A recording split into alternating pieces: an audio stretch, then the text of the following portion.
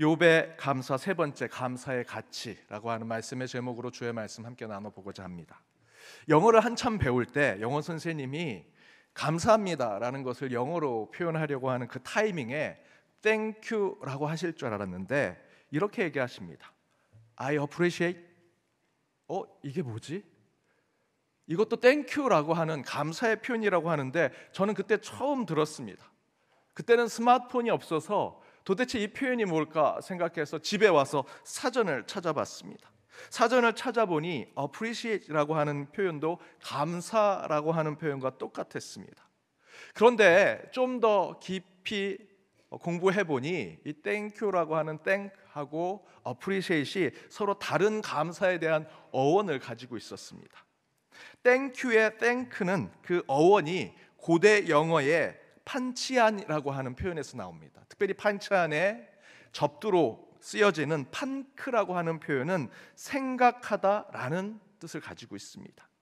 그래서 이 thank you의 thank는 이 think랑 같은 뿌리를 가지고 있다라고 할 수 있습니다.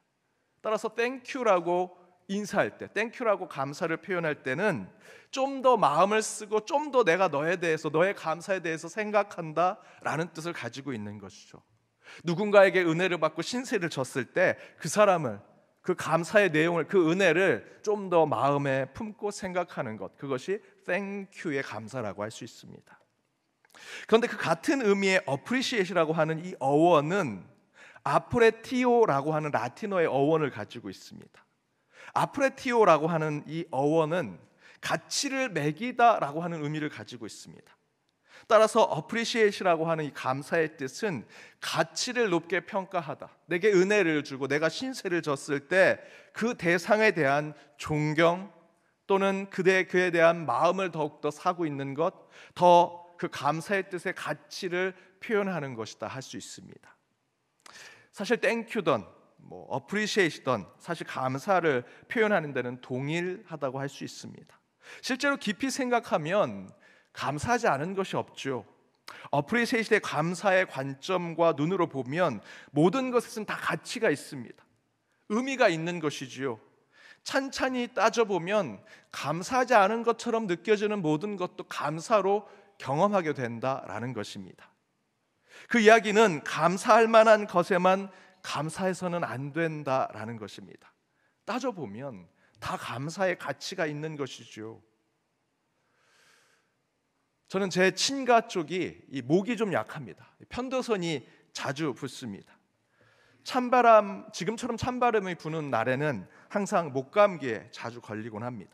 목이 빨리 쉬고요, 새벽에는 목이 꽉 잠깁니다. 그래서 제가 부임하고 섬기는 교회마다 새벽 기도가 끝나면 많은 성도님들이 목사님 목이 안 좋으신 것 같아요, 목감기 걸리신 것 같아요 라고 얘기하십니다. 목감기 걸린 게 아니라 제가 목이 좀 약합니다. 그래서 그 새벽 기도가 끝나고 또 그런 제가 부임하는 교회 새벽 예배가 끝나면 하나같이 그렇게 목에 좋다는 도라지청, 도라지약, 도라지차를 그렇게 선물해 주십니다. 용각산 가루, 용각산 캔디, 프로폴리스, 목에 관련돼서는 성도님들이 많이 선물해 주십니다. 근데 한 가지 좀 서운한 게 있습니다. 새벽마다, 아침마다 제가 목이 쉬러 설교를 전해서 목이 꽉 잠긴 채 찬양도 제대로 못 부르고 설교도 제대로 못하고 내려오면, 물론 도라지 관련된 프로폴리스, 용각산은 챙겨주시는 건 참 좋은데 어느 한 분도 목사님 좀 쉬시면 안 될까요? 라고 얘기하시는 분은 계시지 않습니다. 아무튼 그런데 제가 유전적으로 이렇게 목이 약합니다. 문제가 있죠. 유전적으로 이렇게 약하고 조금 부족한 것은요, 아무리 약을 먹어도요 고쳐지지 않습니다. 그래서 제가 신대원에 가서 이제 목사가 되니 늘 말씀을 전해야 하니, 하나님 제 목을 좀 낫게 해주십시오. 저는 쉽게 편도선이 붓습니다. 이 편도선을 없애주십시오. 요즘 수술로 편도선, 맹장, 사랑니, 우리 몸에 필요 없는 것은 그냥 없애기도 한다는데, 하나님 하실 수 있다면 수술 없이도 편도선을 낫게 해주시고 없애게 해주십시오 라고 기도했습니다. 그러나 하나님은 제 기도에 응답하지 않으시고요, 그냥 이 약한 목을 가지고 목사가 되게 하셨습니다. 편도선은요, 이 약한 목은 제게 감사의 제목이 되지 않습니다. 하지만 지금 와서 돌아보면 제게는 너무나 약한 편도선, 이 목이 하나님께는 감사한 것이다 라는 생각이 듭니다. 제가 조금 무리하거나 또는 몸이 피곤하면 편도선으로 바로 사인이 옵니다. 생각해보니 그 편도선이 없었으면 내가 매번 앞으로만 달리고 늘 소리만 지르는 설교를 했겠구나. 그 편도선이 약하니 그것을 통해서 제 몸에 문제가 있으면 쉽게 하나님의 사인을 주시더라는 것이죠. 그러면서 하나님은 도리어 없으면 하는 그것을 통해서 더욱 감사를 깨닫게 하시고 하나님의 뜻을 우리에게 알려주시더라는 것입니다. 여러분, 이처럼 감사의 가치는 감사하고 너무 고마운 어떤 일에 대해서 감사를 표현하는 것만으로 진정한 감사의 가치가 나타나는 것이 아닙니다. 그건 당연한 것이고요. 참된 감사의 가치는 도저히 감사할 수 없는 상황, 감사할 수 없는 그때, 그 조건의 때에 진짜 감사의 가치가 나타나게 되는 것, 그것이 우리 그리스도인의 신앙이라고 할 수 있죠. 오늘 본문 10절에 이렇게 증거합니다. 우리 함께 읽어보겠습니다. 욥이 그의 친구들을 위하여 기도할 때 여호와께서 욥의 공경을 돌이키시고 여호와께서 욥에게 이전 모든 소유보다 갑절이나 주신지라. 욥은 사단의 시험으로 모든 것을 잃게 됩니다. 그럼에도 불구하고 욥은 자신의 의를 끝까지 붙들지요. 인간이 가지고 있는 의, 인간의 경건성을 붙듭니다. 그래서 세 친구가 나와서 계속해서 욥, 내가 잘못한 거야, 너가 문제가 있어 라는 것을 계속 얘기함에도 불구하고 욥은 흔들리지 아니하고 자기 변론에 가득 차 있습니다. 그렇게 욥은 자기 의에 빠진 사람이었습니다. 이에 하나님께서 그 세 친구와 엘리후의 대화가 끝나자마자 폭풍우 속에 하나님께서 욥에게 나타나셔서 욥을 비롯해 그 욥기를 읽으면서 나의 문제를 이렇게 해결해야지라고 생각하는 우리 모두에게 다음과 같은 하나님의 뜻을 깨닫게 해주시죠. 그것은 바로 이런 것입니다. 저와 여러분은 고난의 문제 앞에 섰을 때 이렇게 외치죠. Why me? Why me? 왜 제게 이런 고난을 주십니까? 그 고난과 시련 가운데 주인공은 저입니다. 욥의 내용이 그렇지 않습니까? 그리고 우리는 이렇게 생각하죠. 왜 저 나쁜 사람이 저렇게 떵떵거리며 잘 삽니까? 나는 신앙생활도 잘하고 기도도 잘하고 착한 사람으로 살았는데 왜 저는 이렇게 고난과 시련과 역경을 겪습니까? 저 억울합니다. 너무 속상합니다. 나보다 잘난 사람은 다 악한 사람으로 취급하죠. 그러면서 저희는 이렇게 생각합니다. 욥기를 읽으면서 욥의 감정이입을 하죠. 욥과 내가 하나가 됩니다. Why me를 외치면서 세상이 잘못됐어, 이렇게 착한 사람과 이렇게 의로운 나를 인정해주지 않고 하나님은 사단을 통해서 왜 시험케 하시는가 라고 얘기하면서 세상이 잘못됐다고 얘기하고요. 더 나아가서는 저희들은 이렇게 생각하죠. 왜 하나님은 악을 만드셔서 이렇게 우리 인간을, 하나님 잘 믿는 우리까지 고생시키십니까? 라고 얘기하더라는 것입니다. 하지만 여러분, 욥기를 잘 읽으면요, 주제가 그것이 아니죠. 앞에 설교 때 말씀드렸습니다. 욥의 주제는요, 왜 하나님의 악을 그대로 놔두시는가에 대한 신정론에 대한 이야기가 아니라 인간이 가진 잘못된 자기의, 자기의 경건성을 깨고 하나님이 참된 하나님의 의를 세우시겠다는 것이 욥의 주제라 말씀드렸습니다. 욥기의 주체는요, Why me를 외치는 욥이 아니고요, 그 모든 것 가운데 우리가 알 수 없는 것, 모든 것을 주관하시고 운행하시는 하나님이 내 삶의 주인공이다. 그 하나님을 향한 참된 믿음을 갖는 것, 그것이 욥기의 주제였죠. 그래서 감사의 시작은 내가 잘해서 받는 감사의 내용이 아니라 전적으로 하나님이 주신 믿음에서부터 시작되는 것이 감사의 시작이라 말씀드렸습니다. 바로 그것을 깨달은 욥이 42장 4절과 5절의 말씀을 통해 하나님의 뜻을 깨닫고 이렇게 얘기하죠. 이제는 내가 귀로 듣고 머리로만, 내 가슴으로만 내가 살았지만 이제 눈으로 그 감사를 증거하고 믿음의 증거를 내 삶에 드러내면서 살아가겠습니다 결단하지요. 그리고 하나님은 9절에서 욥과 논쟁하던 친구들도 회개의 자리로 끌고 오시고요, 끝내 욥과 그들 사이에 서로 화해하도록 만들어 주시는 것이 오늘 본문 앞절에 나와 있습니다. 그리고 나서 욥이 자신을 그렇게 괴롭히고 힘들 때 자신을 더 아프게 하고 더 고통스럽게 했던 그 세 친구에 대해서 욥이 어떻게 합니까? 10절 앞부분에 이렇게 기록되어 있죠. 우리 스크린을 보고 함께 읽겠습니다. 욥이 그의 친구들을 위하여 기도할 때, 그 친구들을 위해서 기도하더라. 뭐라고 기도했겠습니까? 저들이 제가 힘들 때 저주한 자들입니다. 하나님, 저주해 주십시오. 그들을 심판해 주십시오. 그들도 똑같이 정죄해 주십시오. 지옥에 보내주십시오 라고 기도했을까요? 아니죠.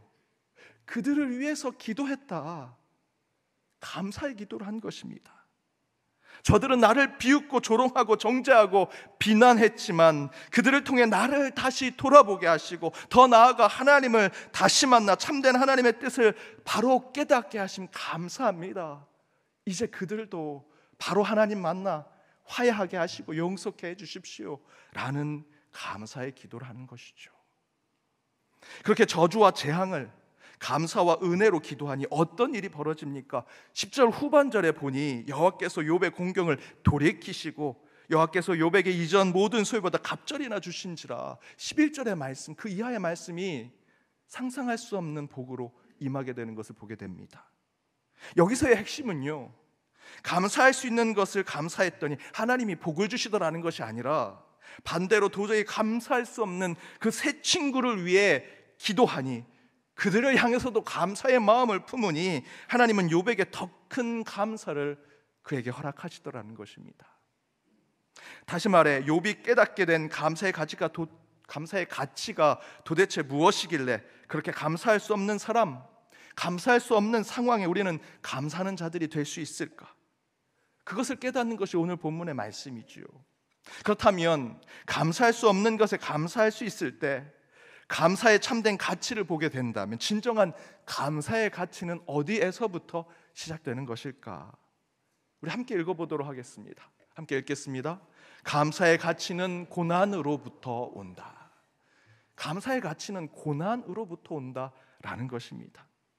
감사의 가치는요, 이 자리에 있는 저와 여러분이 인생을 살아가면서 겪는 모든 고난과 역경과 시련 속에 잘 들어보면, 찬찬히 묵상해보면 나를 그렇게 힘들게 했지만 그 안에 하나님이 주신 감사가 있더라는 것입니다. 우리 교회 도자기를 굽는 도예가에 사는 권사님이 계십니다. 작업실에 신방으로 찾아간 적이 있는데 그 작업실에 가보니 어떤 도자기는요, 투박하고 빛깔도 예쁘지 않은 도자기들이 쭉 놓여져 있고요, 한쪽에서는 너무나 아름답고 반짝거리고 정말 하나라도 정말 가지고 싶은 그런 도자기들이 옆에 쭉 놓여져 있습니다. 서로 비교가 됩니다. 그래서 권사님께 물었습니다. 권사님, 이 도자기가 왜 이렇게 서로 차이가 납니까? 그래서 권사님이 이렇게 얘기하십니다. 하나는 불에 구운 거고요, 하나는 아직 불에 굽지 않은 겁니다. 투박하고 색깔이 예쁘지 않은 것은 아직 불에 굽지 않은 것, 너무나 예쁘고 반짝거리고 아름답고 단단해 보이는 도자기는 이미 불에 구운 것이라는 거죠. 유황을 바른 도자기를 1000도가 넘는 가마에 넣고 구우면 아름다운 도자기가 되더라는 것입니다.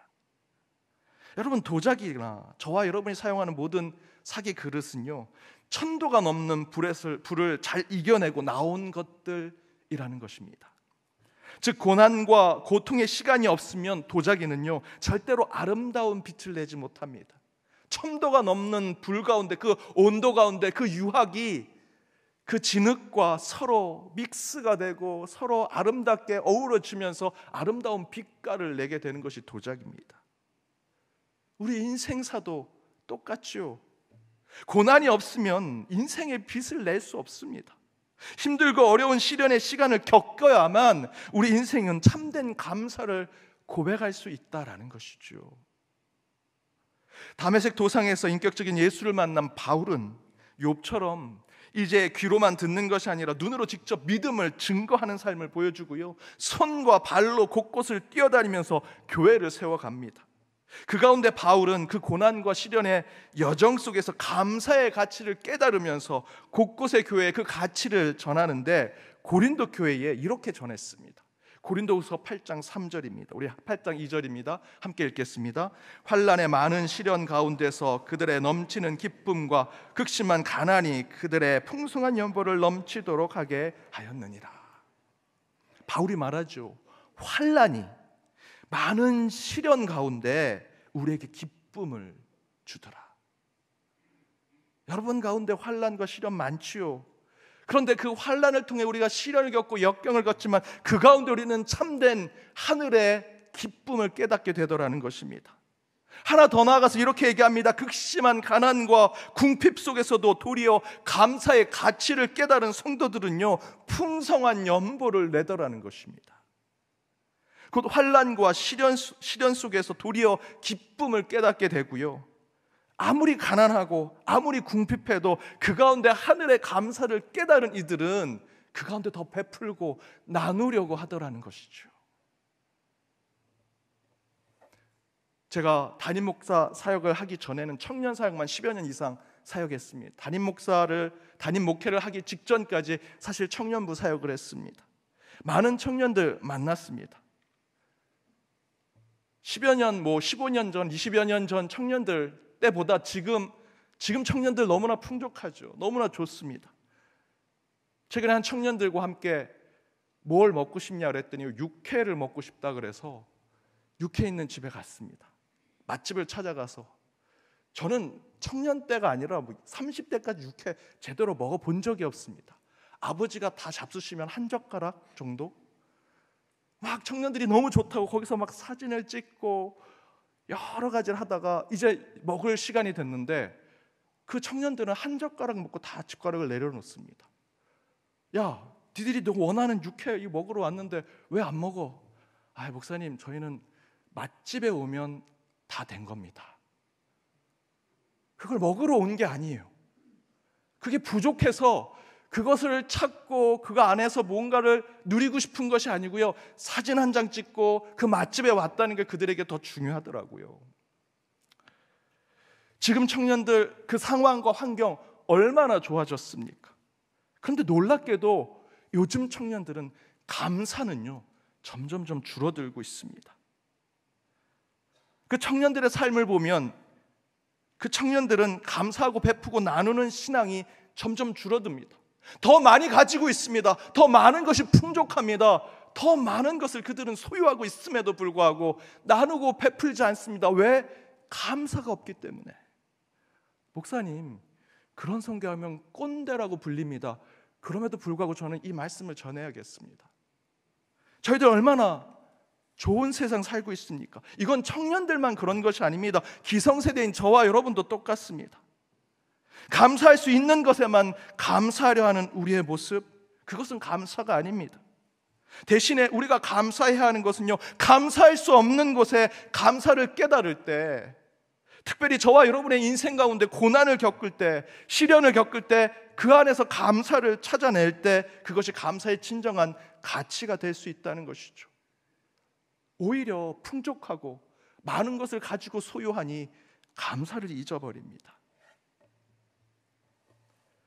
15년 전 평생 감사라고 하는 책이 나왔습니다. 그 책에 이렇게 기록되어 있습니다. 여기서 나오는 수치는 많이 바뀌었지만 그 내용은 동일하리라 생각이 듭니다. 지금 당신 집에 전기가 들어온다면 세상에 전기 혜택 없이 사는 20억이 넘는 사람들보다 당신은 감사할 이유가 있는 사람입니다.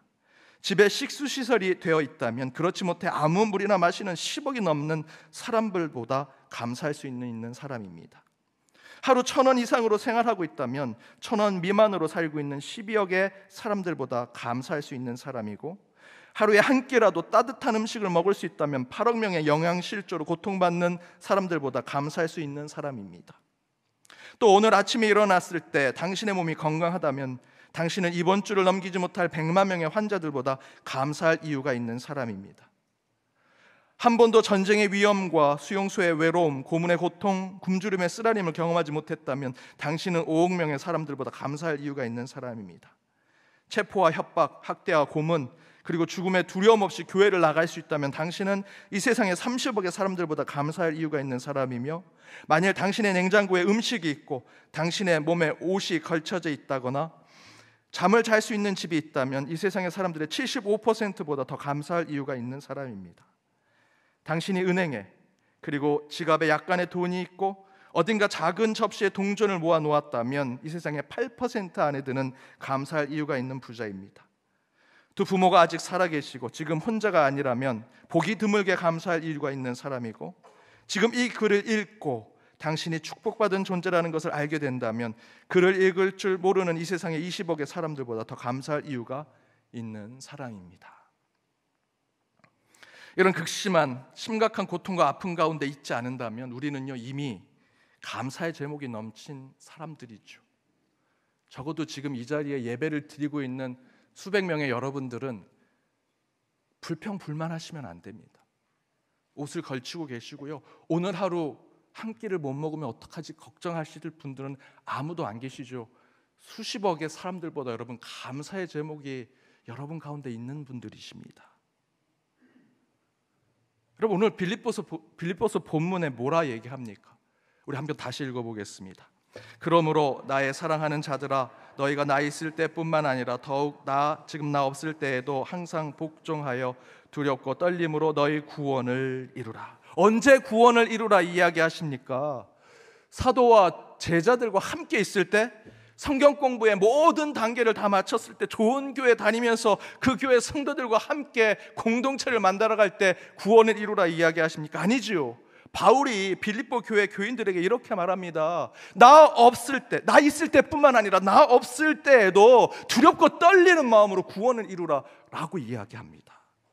모든 것이 다 갖춰져 있을 때 감사 고백하는 것은 당연한 것이고요, 진정한 감사의 가치는요, 더 높은 가치를 추구하기 위해서는 내게 부족한 것이 있을 때, 내가 궁핍하고 가난할 때, 여전히 나를 괴롭게 하고 힘들고 시련과 역경이 있을 때 도리어 하나님 감사합니다 고백하는 것, 그것이 더 높은 가치의 감사를 하나님께 고백하는 것이다 라는 겁니다.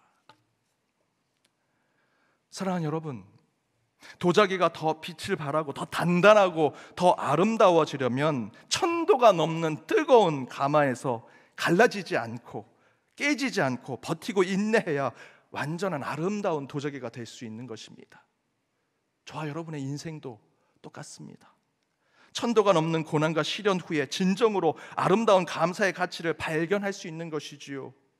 여러분, 깊은 묵상 가운데 저와 여러분에게 주어졌던 모든 삶의 경험들을 되짚어 보면 감사하지 않을 것이 없습니다.